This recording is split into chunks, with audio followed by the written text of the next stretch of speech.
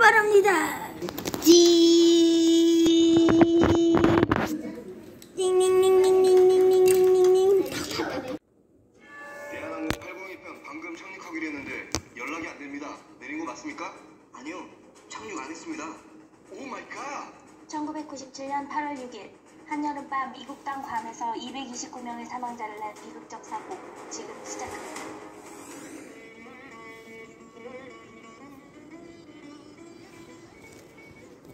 괌, 서태평양 마리아나 제도에 있는 미국 자치령으로 한국 교민이 상당수 거주할 뿐만 아니라 휴가지로도 각광받는 곳이죠.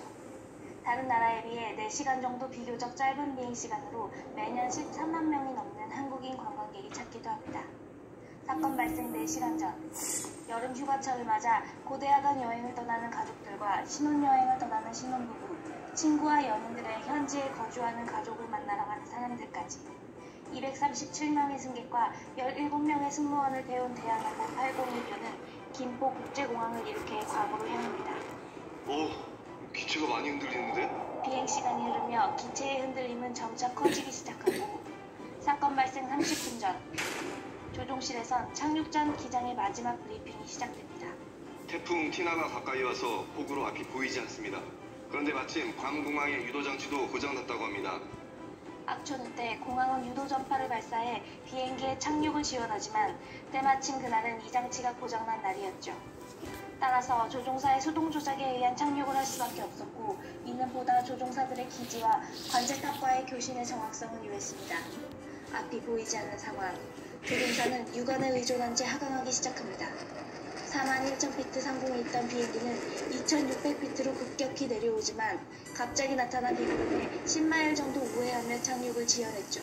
충돌 11분 전, 비구름에서 벗어나자 801편은 괌공항 6번 활주로로 내려가겠다고 관제탑에 보고합니다.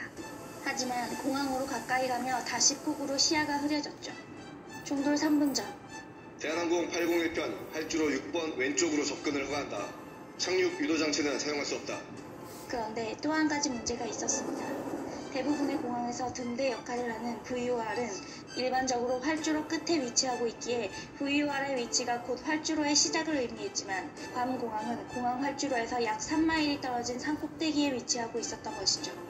때문에 일반적인 공항과 달리 VOR의 위치에만 의존해 착륙을 시도하는 것은 위험할 수밖에 없었습니다. 6번 활주로를 향해 수동 착륙을 하기 시작한 대한항공 801편. 그런데 마침 고장났다고 통보받았던 착륙 유도 장치의 신호가 잡히기 시작합니다. 오, 이상한데? 글라이드 슬롭이 작동되나 봐. 하지만 오작동된 신호였고 801편은 악천후 속 불안한 수동 착륙을 계속 이어나갈 수밖에 없었죠. 그들의 결정에 따라 254명의 안전이 좌우되던 찰나, 사고 발생 2분 전, 니미츠힐, 밀림으로 뒤덮인 산등성이인 이곳은 괌공항의 시각비행 착륙규칙상 2000피트 아래로 내려가는 것은 금지되었지만 801편은 고도 1400피트 아래로 내려가기 시작합니다. 기장님, 앞이 전혀 안 보입니다. 미니멈. 최저 안전고도를 알려주는 경보 시스템. 평지가 아닌 산꼭대기를 아슬아슬하게 지나가기 시작하자 울리기 시작하죠. 경보가 울릴 때 육안으로 활주로가 보이지 않는다든지 하는 문제가 있으면 안전을 위해 착륙을 포기하고 그 즉시 다시 올라가야 하는 것이 원칙입니다. 하지만 기장은 하강하다 보면 악천후를 피해 활주로가 보일 것이라고 판단, 고도를 더 낮추는 선택을 합니다. 결국 규정 고도를 무시하고 내려가자 대지 접근 경보장치마저 여러 차례 울리기 시작하죠. 접근 실패, 착륙을 포기하고 올라갑시다. 미스트 어프로치. 충돌 4초 전, 다급한 듯 반복해서 외치는 부기장의 착륙 포기 제안. 하지만 기장이 마침내 착륙을 포기하고 조종관을 당겼을 땐 이미 때는 늦었죠. 기장은 황급히 이륙을 시도했지만 210톤의 전복이 무게와 시속 290km로 급강하하는 관성을 멈추고 재상승하는 것은 불가능할 수밖에 없었습니다. 결국 대한항공 801편은 괌공항이 아닌 3마일 떨어진 니미츠힐이라는 밀림의 산악지대에 추락하고 맙니다.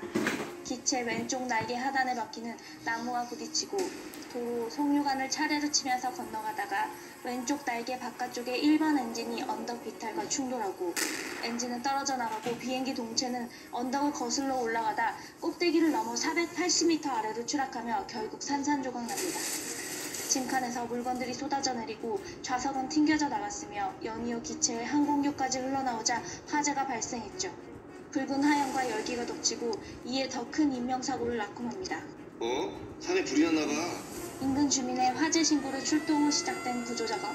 사망자 229명, 생존자 25명. 타국에서 일어난 끔찍한 사고. 수습과정 대한항공과 현지 총영사관의 무성의한 태도는 사고와 현지 언어 장벽으로 인해 혼란과 심리적 부담을 느끼는 유족들의 고통을 더욱 가중시키기도 했죠. 2년간의 기나긴 조사. 미국 국가교통안전위원회는 악천후 상태에서 공항 안전장치의 오작동, 미국 연방항공국의 관제시설 관리 부실, 잘못된 신호로 인한 조종사들의 혼란 등이 복합적인 원인이 된 사고라고 최종 결론을 내립니다. 이후 부상자와 사망자 유가족 14명은 미국 정부를 상대로 손해배상 청구 소송을 제기했고 미국 정부는 모두 3천만 달러의 배상금을 주기로 합의했죠. 사건 후 타국에서 발생한 대형 사고에 대해 항공사는 물론 정부 차원의 대응 체계와 지원 시스템에 대해 점검하는 계기가 되기도 합니다. 하지만 손꼽아 기다리던 여름 휴가를 떠나 사고를 당한 탑승자들과 가족을 모두 잃은 유가족의 그 슬픔은 천문학적인 배상금으로도 치유될 수 없을 것입니다.